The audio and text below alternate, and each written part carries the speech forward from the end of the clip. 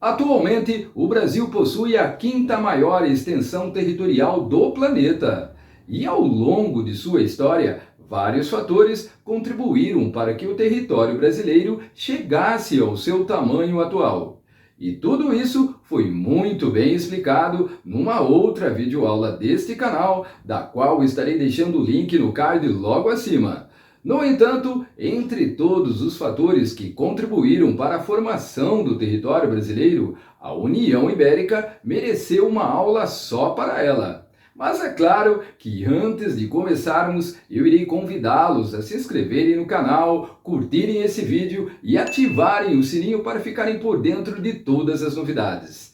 Eu sou o professor Hélio e sejam bem-vindos a mais uma aula do Fica Antenado.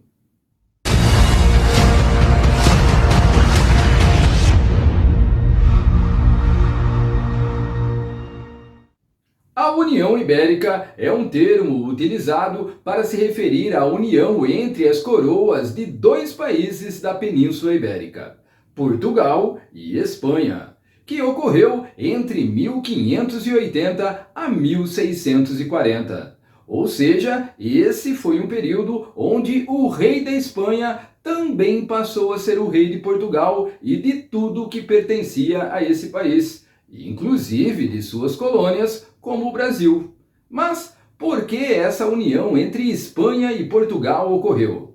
Em 1578, o rei de Portugal, Dom Sebastião, desapareceu na Batalha de Alcácer Quíber contra os mouros no Marrocos. E como o rei não havia deixado herdeiros para sucedê-lo, quem assumiu a coroa portuguesa foi o último membro da família Aves, o seu tio-avô, Dom Henrique. No entanto, Dom Henrique já estava muito velhinho e em 1580, apenas 2 anos após ter assumido o trono de Portugal, ele também acabou falecendo sem que houvesse um herdeiro direto para sucedê-lo. E isso acabou gerando uma crise de sucessão para o trono português. Pois após a morte de Dom Henrique, 3 pretendentes alegaram parentesco com Dom Sebastião e lançaram-se na luta pelo trono. Começa aí o Game of Thrones. E entre os pretendentes, adivinhe quem estava? O rei da Espanha, Felipe II, que inclusive recebia grande apoio entre os próprios membros da nobreza portuguesa. E aproveitando-se disso, ele invadiu Portugal e venceu ali pequenos conflitos contra Antônio I, um outro pretendente ao trono. E foi assim que o rei Felipe II da Espanha também foi coroado como o rei de Portugal. E a partir disso, esses dois países passaram a ter o mesmo rei, dando início ao que hoje nós conhecemos na história como União Ibérica. E durante os 60 anos desta união, Portugal e Espanha tiveram 3 reis. E o primeiro, como dito anteriormente, foi Felipe II, seguido pelo seu filho Felipe III e, por último, Felipe IV.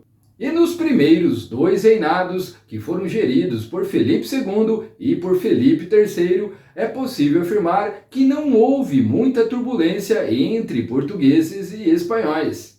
E esse período de tranquilidade entre eles pode ser explicado porque os espanhóis respeitaram as leis portuguesas, os costumes portugueses e, acima de tudo, não interferiram de forma radical nos negócios que os portugueses possuíam com suas colônias, desde que alguns impostos fossem pagos para a Espanha. A tensão entre portugueses e espanhóis aumentou durante o reinado de Felipe IV, pois durante o seu reinado a Espanha estava imergida em inúmeras guerras. E para conseguir mais recursos, Felipe IV aumentou os impostos e começou a retirar os portugueses de alguns cargos administrativos para que em seus lugares fossem colocados espanhóis. E insatisfeitos com a postura de Felipe IV, os portugueses aproveitaram-se do enfraquecimento da Espanha para se libertarem do domínio espanhol. Mas a luta contra os espanhóis acabou exigindo muito esforço dos portugueses, tanto que, mesmo com a vitória, Portugal nunca mais voltou a ser a mesma potência econômica do período que antecedeu a União Ibérica.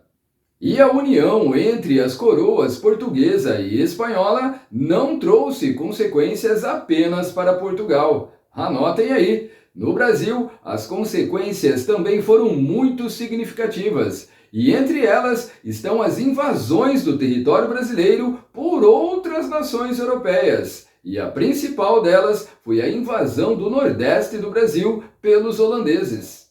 A Holanda possuía grande participação na produção do açúcar brasileiro, devido à sua relação amigável com Portugal. Mas, adivinhem só, a Holanda estava em guerra com a Espanha. E a partir do momento que o domínio espanhol também se estendeu para o Brasil, os holandeses invadiram o Nordeste brasileiro para conseguir se manter no domínio de Pernambuco e garantir o controle da produção e comercialização do açúcar. Os holandeses apenas foram expulsos do Brasil em 1654. E isso fez com que a Holanda começasse a plantar a cana-de-açúcar em uma região da América Central conhecida como Antilhas. E essa iniciativa dos holandeses foi horrível para os brasileiros, pois sem conseguir concorrer com a venda do açúcar holandês, o ciclo da cana-de-açúcar no Brasil entrou em declínio. E não pensem que a Holanda foi o único país a invadir o Brasil durante a União Ibérica. Aproveitando-se do descuido dos espanhóis, outras nações europeias, como a França e a Inglaterra, também se aventuraram por territórios brasileiros, e ambas foram expulsas posteriormente.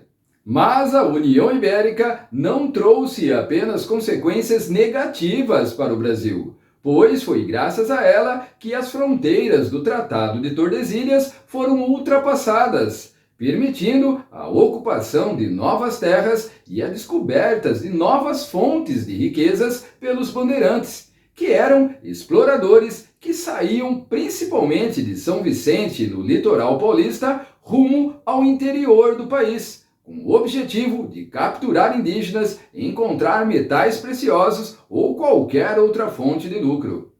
E foi justamente a ocupação dessas novas terras pelos bandeirantes que obrigou Espanha e Portugal a fazerem novos tratados, como o Tratado de Madrid de 1750, que ampliou em muito o território brasileiro, deixando-o bem próximo daquilo que ele é hoje, o quinto maior país do mundo em extensão territorial. E eu espero que vocês tenham gostado da aula de hoje e não se esqueçam de darem aquela forcinha, hein? Se inscrevendo no canal, curtindo esse vídeo e ativando o sininho para ficarem por dentro de todas as novidades. Um grande abraço a todos e até a próxima aula.